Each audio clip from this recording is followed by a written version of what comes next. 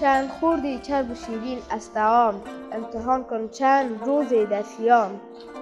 چند شبها خواب را گشتی اسیر، یک شب بیدار شو دولت بگیر.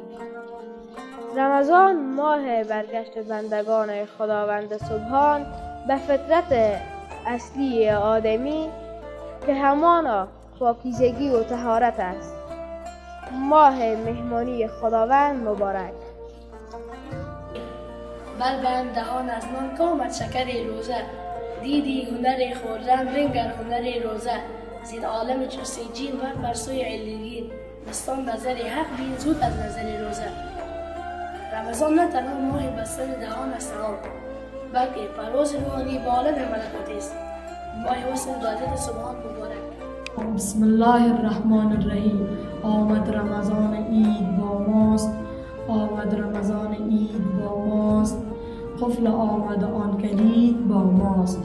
در روزه اگر پدید شد رنگ، در روزه اگر پدید شد رنگ، گنج دل ناپدید با ماست.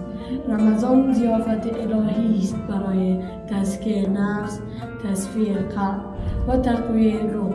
ماه وصل به اصل مبارک.